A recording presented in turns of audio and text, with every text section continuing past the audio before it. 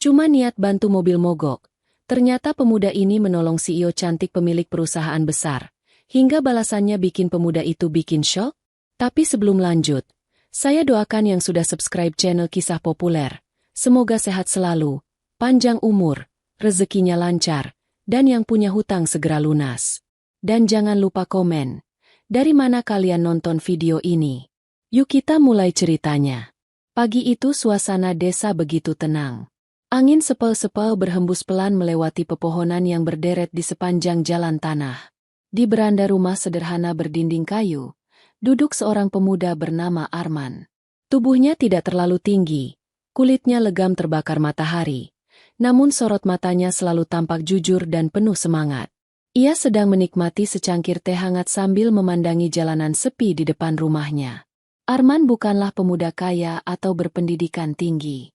Sehari-hari ia membantu ayahnya di bengkel kecil yang berdiri di pinggir jalan raya.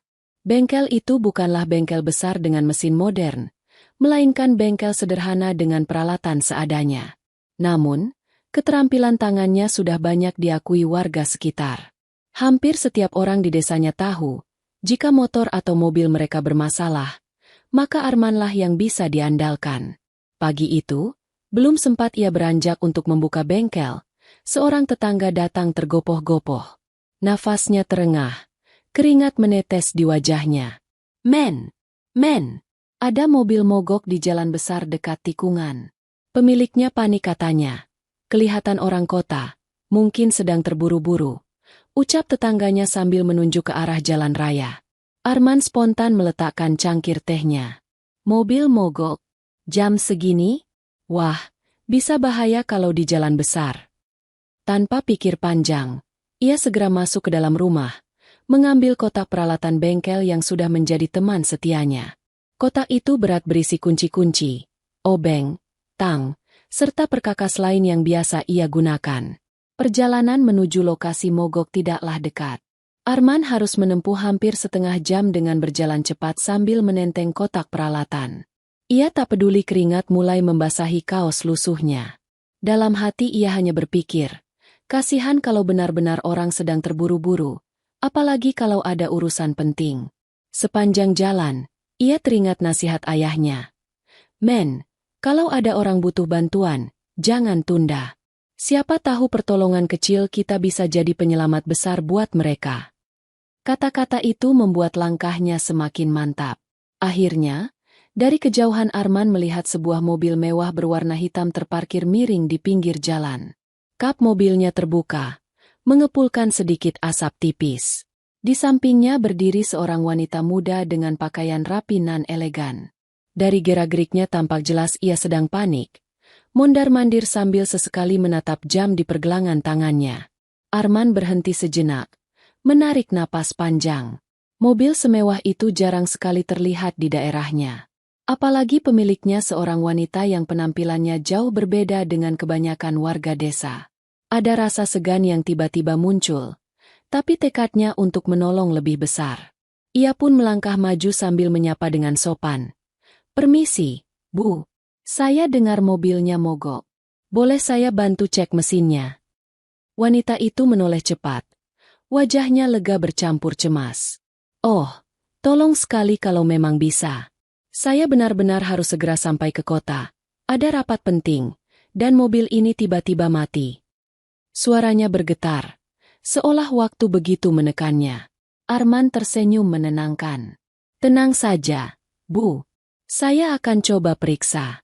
Semoga tidak terlalu parah.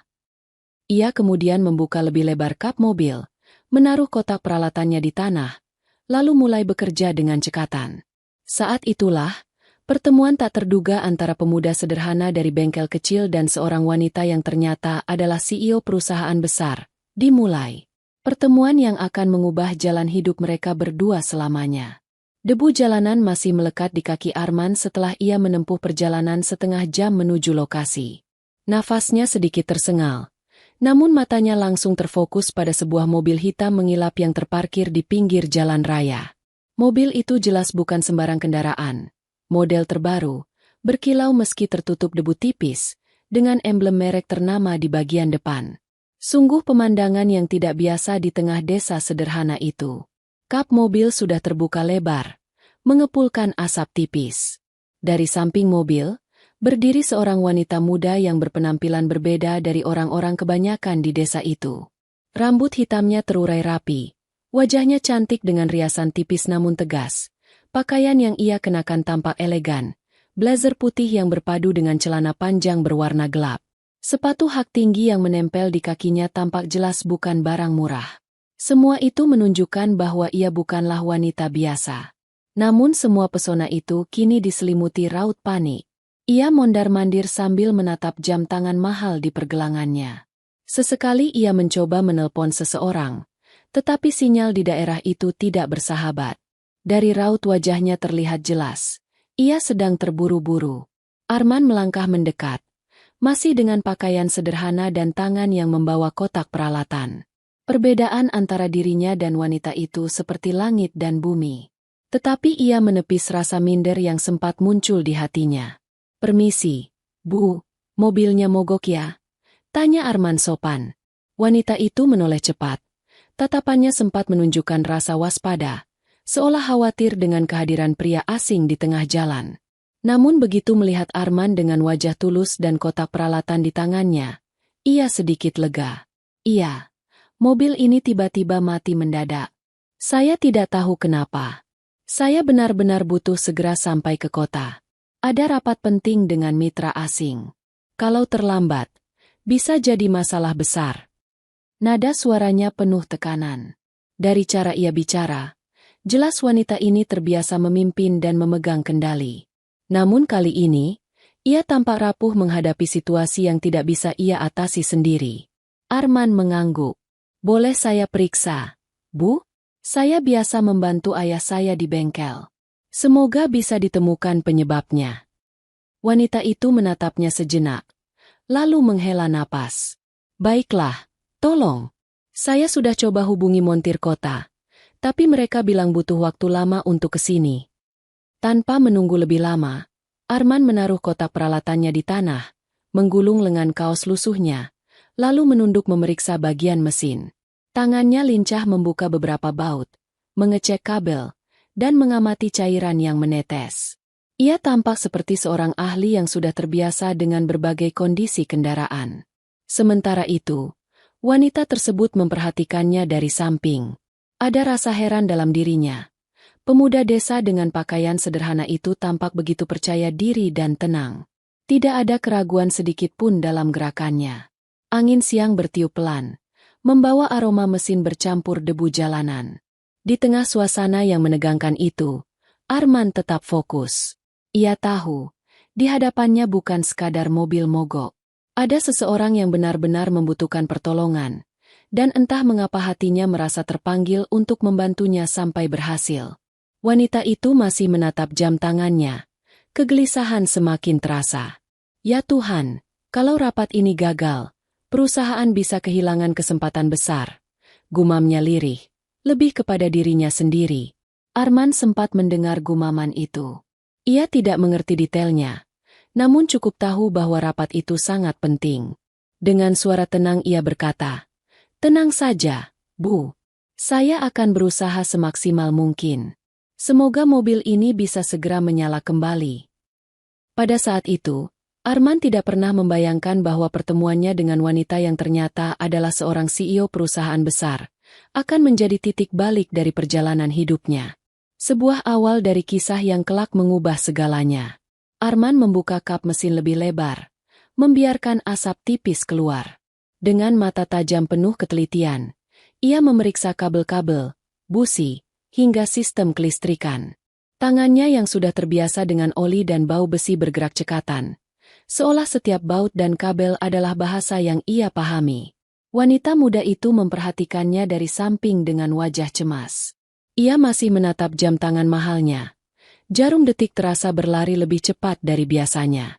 Keringat dingin mulai mengalir di pelipisnya, bukan hanya karena panas matahari, melainkan karena tekanan rapat penting yang menunggunya. "Astaga, kalau aku terlambat, investor asing itu mungkin membatalkan kesepakatan," gumamnya lirih, hampir putus asa. Namun di tengah kepanikan itu, Arman tetap tenang. Ia menyeka sedikit keringat di dahinya dengan lengan kaos lusuhnya, lalu mengencangkan beberapa baut. Sepertinya masalahnya ada di sistem pengapian. Bu, bukan kerusakan besar, hanya longgar saja, ucapnya sambil terus bekerja. Wanita itu menatapnya dengan takjub. Kau bisa tahu hanya dengan melihat sekilas? Tanyanya. Nadanya bercampur heran dan harapan. Arman tersenyum singkat tanpa menghentikan tangannya. Kalau terbiasa, mata ini sudah seperti alat diagnosa. Bu, mobil punya bahasa sendiri. Tinggal kita mau mendengarkan atau tidak. Beberapa menit kemudian, ia meminta wanita itu duduk di kursi pengemudi. Coba hidupkan mesinnya sekarang, Bu. Wanita itu sempat ragu, takut usahanya sia-sia. Tapi ia menurut. Dengan tangan gemetar, ia memutar kunci kontak. Seketika suara mesin meraung halus, menyala sempurna tanpa hambatan. Ya Tuhan, seru wanita itu. Matanya membelalak tak percaya. Ia menoleh ke arah Arman yang berdiri di samping mobil. Senyum tipis tersungging di bibirnya. Mobil ini hidup lagi. Dalam hitungan menit. Arman mengangguk ringan. Syukurlah tidak ada masalah besar. Saya hanya mengencangkan beberapa bagian yang longgar. Wanita itu masih tertegun. Baginya, apa yang dilakukan pemuda sederhana ini seperti sebuah keajaiban kecil. Di saat ia hampir putus asa, muncul seseorang yang tanpa pamrih menyelamatkannya dari situasi genting. Terima kasih. Kau benar-benar menyelamatkanku. Ucapnya tulus. Kali ini suaranya bergetar. Bukan karena panik, melainkan karena rasa haru yang menyeruak. Arman hanya tersenyum ramah. Sama-sama, Bu. Saya senang bisa membantu. Ia menutup kap mobil dengan hati-hati, lalu merapikan peralatannya. Wanita itu menatapnya dengan pandangan berbeda. Ada rasa kagum terselip di balik kelegaan. Pemuda ini jelas bukan sembarang orang. Meski pakaiannya lusuh, ada ketenangan dan keyakinan dalam dirinya yang jarang ia temui pada orang lain. Sementara itu, di dalam hati Arman sendiri, ia merasa cukup bahagia. Baginya, bisa membantu orang lain adalah kepuasan tersendiri. Ia tidak mengharap imbalan, apalagi pengakuan. Yang penting mobil itu bisa berjalan lagi, dan urusan wanita itu terselamatkan, pikirnya sederhana. Namun, Arman tak pernah menyangka bahwa pertolongan kecilnya hari itu akan menjadi pintu masuk ke dalam kehidupan baru yang sama sekali tak pernah ia bayangkan sebelumnya. Sebuah langkah kecil yang kelak akan mengantarnya pada cinta, kesempatan, dan jalan hidup yang jauh lebih besar dari sekadar membetulkan mesin mogok. Mesin mobil sudah menyala dengan mulus. Suara mesinnya stabil, tak lagi tersendat. Wanita muda itu menghela napas panjang. Lega seolah beban berat telah terangkat dari pundaknya. Ia menatap Arman dengan senyum tulus yang bercampur rasa syukur.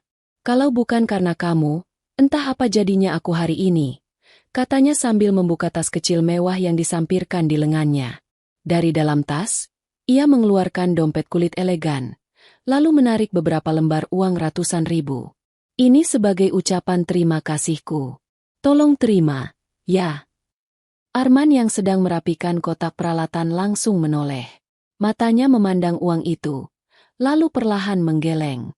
Tidak perlu, Bu. Saya hanya ingin menolong. Bagi saya, bisa membantu orang yang sedang kesulitan sudah cukup membuat hati saya tenang.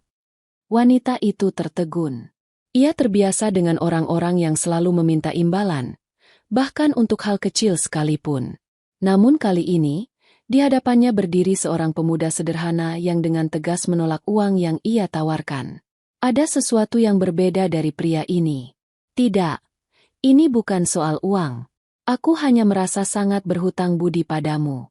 Kalau kau tidak datang tepat waktu, rapat pentingku bisa berantakan. Nada suaranya agak memaksa, seakan tak mau kalah. Arman tetap tersenyum ramah, mengangkat tangannya pelan untuk menolak. Saya mengerti, Bu. Tapi sungguh, saya ikhlas membantu. Kalau saya menerima uang itu, rasanya saya tidak benar-benar tulus lagi. Biarkan saja ini jadi amal kebaikan saya. Kata-kata itu membuat wanita itu terdiam. Jantungnya berdetak lebih cepat, Bukan karena panik, melainkan karena kagum. Jarang sekali ia mendengar seseorang berbicara dengan ketulusan seperti itu. Matanya menatap pemuda desa ini lebih lama, seakan berusaha memahami siapa sebenarnya sosok sederhana ini. Akhirnya, wanita itu menyimpan kembali uangnya ke dalam dompet. Bibirnya melengkung. Kali ini senyumnya lebih hangat. Kalau begitu, setidaknya izinkan aku menyimpan nomor teleponmu. Siapa tahu aku membutuhkannya lagi nanti. Arman terdiam sejenak. Baginya, permintaan itu terasa sedikit aneh. Namun ia tidak menemukan alasan untuk menolak. Dengan sopan, ia menyebutkan nomor ponselnya, dan wanita itu langsung mencatatnya di gawainya. Baik, sudah tersimpan, katanya sambil menutup layar ponselnya. Ia menatap Arman sekali lagi, kali ini dengan sorot mata yang berbeda. Bukan sekadar orang asing, melainkan seseorang yang pantas dihormati. Terima kasih sekali lagi. Aku benar-benar beruntung bertemu denganmu hari ini. Arman hanya mengangguk. Wajahnya tetap tenang meski hatinya berdebar. Hati-hati di jalan, Bu. Semoga rapatnya berjalan lancar. Wanita itu lalu masuk ke dalam mobilnya, menyalakan mesin yang kini kembali bertenaga. Sebelum berangkat, ia menurunkan kaca jendela, melambaikan tangan kecil ke arah Arman, dan mengucapkan, "Sampai jumpa." Mobil mewah itu melaju kencang meninggalkan debu jalanan, sementara Arman berdiri menatapnya hingga menghilang di tikungan. Ia tersenyum kecil, lalu memanggul kembali kotak peralatannya dan melangkah pulang. Dalam hati, ia tidak pernah menyangka bahwa penolakan terhadap selembar uang itu justru menjadi alasan pertama wanita itu menyimpan namanya dalam ingatan. Sebuah penolakan yang kelak membuka jalan bagi takdir besar dalam hidupnya. Hari-hari Arman kembali berjalan seperti biasa setelah kejadian itu. Ia tetap membantu ayahnya di bengkel kecil, memperbaiki sepeda motor warga desa yang rusak, mengganti ban bocor, atau sekadar membersihkan karburator. Hidupnya sederhana, penuh peluh namun selalu disertai rasa syukur. Sesekali pikirannya teringat pada wanita cantik yang pernah ia tolong di jalan besar beberapa minggu lalu. Namun ia cepat-cepat mengalihkan bayangan itu. Ah, mana mungkin aku bertemu lagi dengannya. Dunia kami terlalu jauh berbeda, batinnya. Namun takdir punya caranya sendiri. Pagi itu, saat Arman sedang menyalakan kompor kecil di bengkel untuk membuat kopi hitam, ponsel murahnya yang tergeletak di meja tiba-tiba berdering. Suara nada dering itu berbeda. Sebuah panggilan masuk, bukan dari orang yang biasanya. Ia meraih ponsel itu dengan alis berkerut. Nomor asing. "Halo, selamat pagi. Ini dengan Arman?" Suara seorang wanita terdengar lembut namun berwibawa dari seberang. Arman sontak terdiam beberapa detik. Suara itu begitu familiar. Ia mengenalinya, meski hanya sekali mendengar dalam keadaan panik di jalan. "Iya. Ini Arman. Dengan siapa ya?" tanyanya gugup. Terdengar tawa kecil yang anggun dari seberang. "Kau lupa. Aku wanita yang kau tolong waktu mobilku mogok beberapa minggu lalu. Kau ingat?" Jantung Arman langsung berdegup kencang. "Oh, tentu saja saya ingat, Bu," jawabnya cepat, hampir terbata. Tangannya bahkan bergetar memegang ponsel. "Aku ingin mengucapkan terima kasih sekali lagi. Dan, kalau tidak keberatan, bisakah kau datang ke kantor pusat perusahaanku? Ada hal yang ingin kubicarakan langsung denganmu," kata wanita itu dengan nada serius namun tetap ramah. Arman terperangah. Kantor pusat perusahaan? Ia bahkan belum pernah menginjakan kaki ke gedung-gedung tinggi di kota. Apalagi kantor milik seorang CEO. Maaf, Bu. Maksudnya saya harus datang ke kota?" "Ya. Aku akan mengirim alamat lengkapnya lewat pesan. Jangan khawatir, hanya untuk berbincang. Anggap saja aku ingin membalas kebaikanmu dengan cara yang lebih pantas," jawabnya tenang. Arman menutup telepon dengan tangan gemetar. Wajahnya masih diliputi ketidakpercayaan. "Aku dipanggil ke kantor seorang wanita berkelas itu? Untuk apa?" Pikirannya berkecamuk. Tak lama, sebuah pesan singkat masuk berisi alamat kantor pusat megah di pusat kota. Nama perusahaannya saja sudah membuat Arman semakin terdiam. Itu bukan sembarang perusahaan, sebuah korporasi besar yang sering ia dengar di televisi dan radio. Sepanjang hari, Arman tak bisa tenang. Ia mencoba bekerja di bengkel, tetapi pikirannya melayang-layang. Malamnya ia bahkan sulit tidur. Bayangan tentang bagaimana ia harus bersikap di depan sang pemilik perusahaan membuat dadanya berdebar hebat. Keesokan paginya, dengan pakaian terbaik yang ia punya, kemeja biru sederhana yang masih tersimpan rapi, celana hitam bersih, dan sepatu tua yang ia poles sebaik mungkin, Arman bersiap berangkat. Kotak peralatannya ia tinggalkan di bengkel. Kali ini ia bukan montir yang dipanggil untuk memperbaiki mesin, melainkan seorang tamu yang akan melangkah ke dunia yang sama sekali baru baginya. Di dalam hati, Arman bertanya-tanya, apa sebenarnya yang diinginkan wanita itu dariku? Ia tidak tahu bahwa panggilan pagi itu akan menjadi awal perjalanan panjang yang membawa dirinya dari bengkel sederhana menuju kantor-kantor megah. Dari seorang pemuda biasa menjadi sosok yang kelak sangat berarti bagi wanita itu. Gedung perkantoran itu menjulang tinggi. Kaca-kaca besar di dinding luarnya berkilauan terkena sinar matahari pagi. Arman berdiri di depan lobi dengan wajah kikuk. Langkahnya terasa kaku. Ia mengenakan kemeja biru sederhana dan celana hitam bersih. Namun dibanding para karyawan yang lalu lalang dengan jas rapi, penampilannya tampak begitu kontras. Seorang resepsionis menyapanya dengan ramah, menanyakan identitas, lalu memintanya menunggu sebentar. Beberapa menit kemudian, seorang asisten datang menjemputnya dan mengajaknya naik dengan lift menuju lantai paling atas. Degup jantung Arman semakin kencang. Tangannya sempat basah oleh keringat dingin. Apa urusanku di tempat megah seperti ini? Batinnya. Pintu lift terbuka, memperlihatkan koridor elegan dengan lantai marmer mengilap. Arman dibawa menuju sebuah pintu besar berlapis kayu, dan ketika pintu itu terbuka, ia melihat sebuah ruangan luas yang tak pernah ia bayangkan sebelumnya. Ruang kerja sang CEO. Wanita yang pernah ia tolong itu duduk di balik meja besar berwarna coklat tua, dengan laptop terbuka dan tumpukan dokumen di sisinya. Penampilannya masih sama anggun dan berwibawa, namun kali ini tidak ada raut panik seperti saat di jalan. Ia menyambut Arman dengan senyum hangat. "Arman, silakan duduk," katanya sambil menunjuk kursi di depannya. Arman duduk hati-hati, punggungnya tegang. Ia merasa seperti orang kecil yang salah tempat. Wanita itu menatapnya lekat-lekat sebelum berkata, "Aku masih ingat bagaimana kau menolongku hari itu. Tanpa pamrih, bahkan menolak uang yang kuberikan. Itu membuatku yakin, kau orang yang bisa dipercaya." Arman menunduk. Wajahnya memerah. Ia tak menyangka kebaikan kecilnya begitu membekas. "Aku ingin menawarkan sesuatu padamu," lanjut wanita itu. Suaranya mantap. "Aku butuh seorang sopir pribadi. Seseorang yang bukan hanya bisa mengemudi, tapi juga bisa menjaga kepercayaan, menjaga rahasia, dan membuatku merasa aman. Kau bersedia?" Arman terdiam. Pertanyaan itu terasa seperti petir yang menyambar siang bolong. Ia, seorang pemuda desa, ditawari menjadi sopir pribadi seorang CEO perusahaan besar. Hatinya berkecamuk, antara tidak percaya diri dan rasa terhormat. "Bu, saya hanya orang biasa. Saya bahkan tak pernah mengemudi mobil semewah punya ibu. Apa saya pantas?" Suaranya lirih, nyaris bergetar. Wanita itu tersenyum tipis. "Justru karena kau orang biasa. Aku butuh orang yang jujur, sederhana, dan tulus. Mobil bisa kau pelajari, teknik mengemudi bisa diasah. Tapi sifatmu, itu tak bisa dibeli dengan uang." Kata-kata itu menghantam hati Arman. Ia menarik napas panjang, lalu dengan ragu mengangguk. "Kalau memang ibu percaya pada saya bersedia."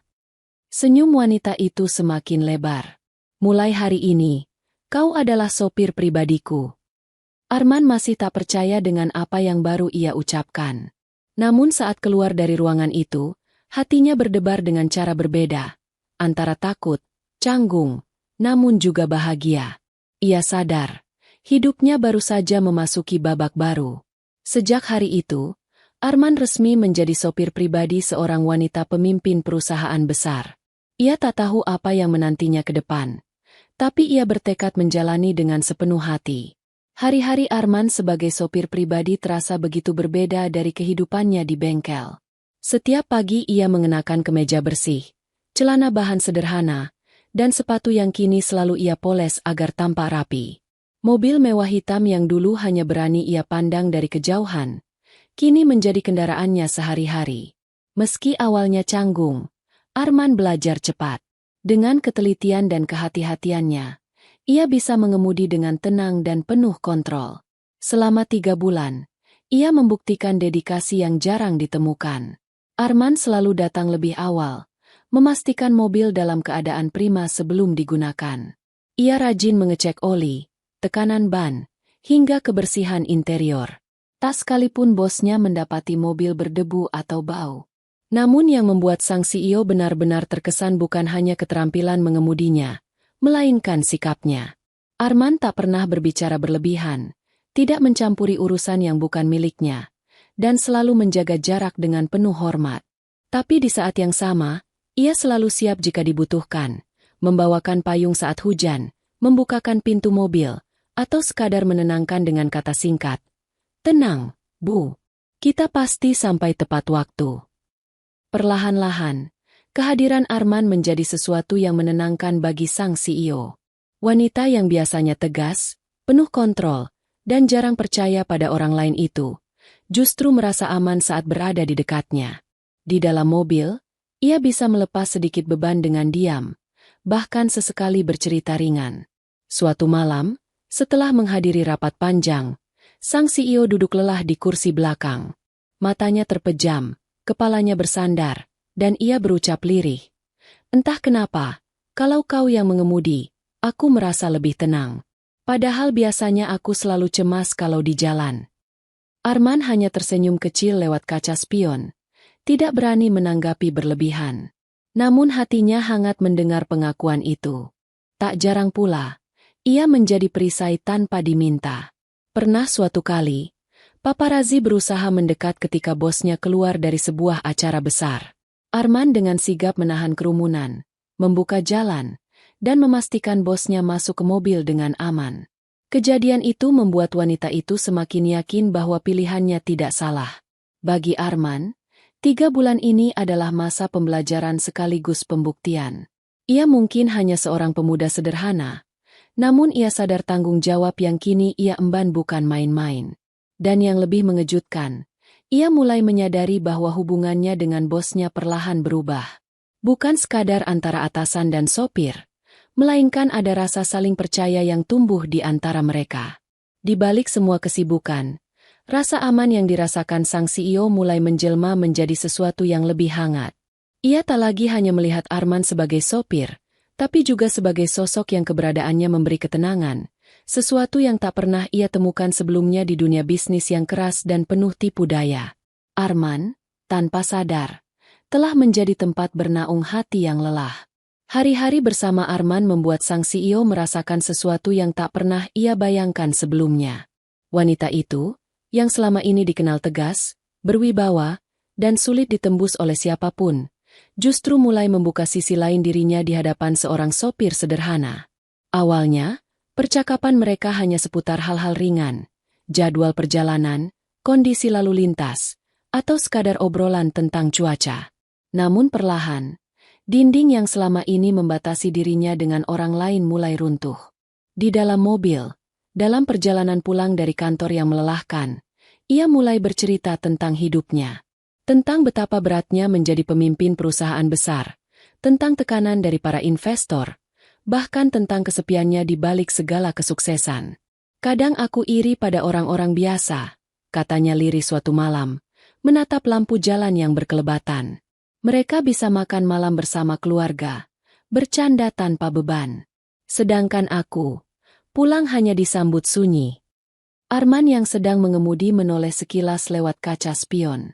Hatinya terenyuh mendengar itu. "Saya yakin ibu tidak sendiri. Banyak orang yang kagum pada ibu. Hanya saja, kadang, orang hebat pun butuh seseorang yang mau mendengarkan, bukan?" Wanita itu tersenyum tipis. Kata-kata sederhana dari Arman terasa lebih tulus dibanding ribuan kalimat manis yang sering ia dengar dari kolega bisnis.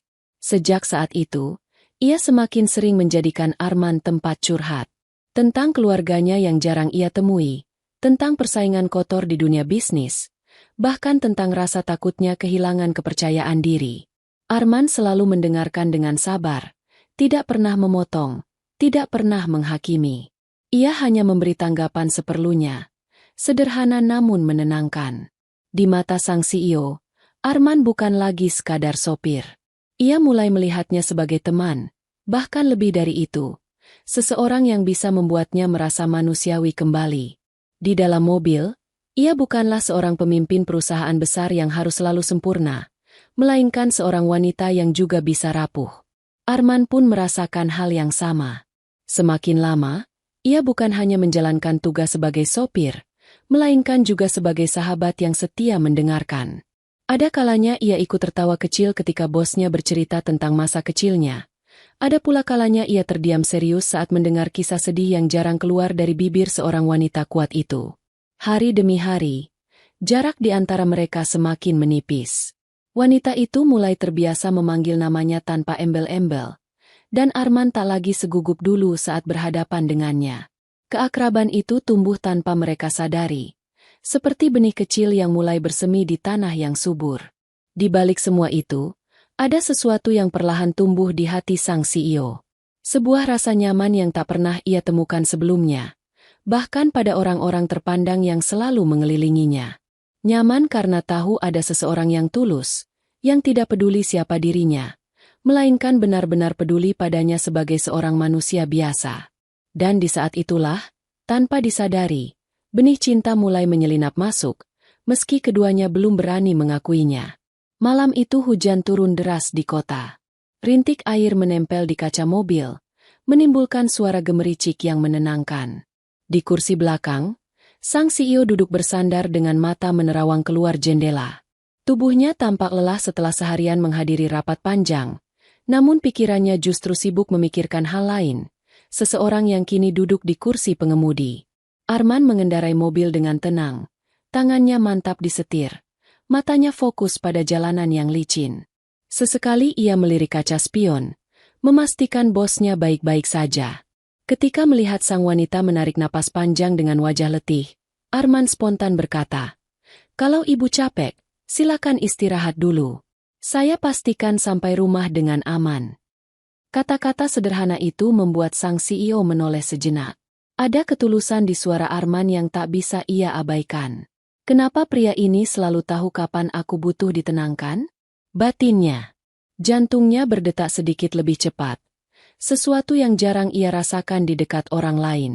Hari demi hari, rasa itu semakin nyata.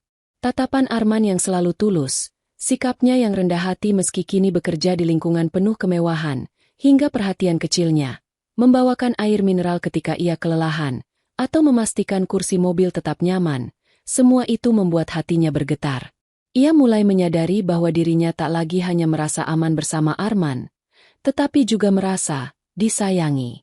Namun di balik itu, keraguan besar menghantuinya. Ia seorang CEO, pemilik perusahaan besar, terbiasa dikelilingi orang-orang berstatus tinggi. Bagaimana mungkin ia bisa jatuh hati pada seorang sopir pribadi? Rasa itu terasa mustahil, bahkan memalukan jika sampai diketahui orang lain. Meski begitu, setiap kali melihat Arman tersenyum tulus, semua alasan logisnya runtuh. Di sisi lain, Arman juga mulai merasakan gejolak yang sama. Semakin lama bersama, ia tak bisa memungkiri bahwa dirinya kagum pada wanita yang menjadi bosnya. Bukan hanya karena kecantikannya, tapi juga karena kekuatan dan kerapuhannya yang ia lihat dari dekat. Namun setiap kali hatinya mulai berbicara, ia cepat-cepat menahannya. Jangan mimpi terlalu tinggi, men. Dia seorang CEO, sedangkan kau hanya sopir. Pertarungan batin itu semakin kuat setiap hari. Ada momen-momen kecil yang mempertegas perasaan mereka. Seperti ketika sang CEO tertawa lepas mendengar candaan sederhana dari Arman, tawa yang bahkan jarang ia tunjukkan di ruang rapat. Atau saat Arman diam-diam menyiapkan payung agar bosnya tidak kebasahan, Lalu wanita itu menatapnya dengan mata berbinar penuh rasa haru. Hati mereka sama-sama bergetar. Namun keduanya terikat oleh tembok tinggi bernama status sosial. Meski begitu, cinta memang punya caranya sendiri untuk merayap masuk, tanpa peduli pada batasan yang diciptakan manusia. Dan pada malam hujan itu, di dalam mobil yang melaju tenang, keduanya sadar satu hal. Perasaan yang mereka coba abaikan perlahan tumbuh semakin kuat, seperti benih yang tak bisa dihentikan untuk bersemi. Malam itu kota masih sibuk meski jarum jam sudah menunjuk pukul 10. Lampu-lampu jalan menyinari aspal yang basah sisa hujan sore tadi. Arman duduk di kursi pengemudi. Matanya fokus menembus jalanan yang sedikit lengang. Di kursi belakang, sang CEO bersandar lelah. Rapat panjang dengan mitra asing seharian tadi benar-benar menguras tenaganya. Suasana di dalam mobil hening, hanya suara mesin yang stabil dan ritme wiper yang sesekali menyapu kaca depan. Namun di balik keheningan itu, ada sesuatu yang bergejolak. Bukan hanya pada sang CEO, melainkan juga di hati Arman. Sang wanita menatap keluar jendela. Matanya kosong seolah sedang bergulat dengan pikiran. Sekian lama ia menahan perasaan yang tumbuh, mencoba menepisnya dengan alasan status, gengsi, dan logika. Tapi malam itu, rasa itu terlalu kuat untuk disimpan sendiri. Arman, suaranya lirih, hampir tenggelam oleh suara hujan tipis yang mulai turun lagi. Arman menoleh sekilas lewat kaca spion, lalu menjawab pelan. Iya, Bu. Hening sejenak. Sang CEO menarik napas panjang. Dadanya berdebar hebat. Aku tidak lagi melihatmu sekadar sopir. Kau lebih dari itu. Kau orang yang membuatku merasa aman, tenang, dan hidup. Arman, aku mencintaimu. Kata-kata itu meluncur seperti petir menyambar. Arman terdiam, tangannya yang memegang setir terasa kaku. Suara hatinya bergejolak, bercampur antara bahagia, kaget, dan takut. Ia tak pernah membayangkan seorang wanita sekelas dirinya, seorang pemimpin perusahaan besar, akan mengatakan hal itu padanya, seorang sopir sederhana. Bu, Arman berusaha berkata, tapi suaranya tercekat. Ia menatap jalan lurus di depannya, mencoba mengatur napas. Lalu dengan suara bergetar, ia akhirnya mengaku, Saya juga merasakan hal yang sama. Dari dulu saya ingin mengatakan, tapi saya takut. Takut karena kita berbeda dunia. Tapi, saya sungguh mencintai ibu. Air mata menitik di sudut mata sang CEO. Bukan air mata sedih, melainkan lega. Ia tersenyum samar, lalu berkata, Terima kasih, Arman. Kau tidak tahu betapa lama aku menahan ini. Mobil berhenti di depan rumah sang CEO. Hujan semakin deras, menimbulkan suasana romantis yang tak terduga. Arman turun dengan tergesa, membuka payung, dan memayungi bosnya keluar dari mobil. Namun kali ini, langkah mereka terasa berbeda.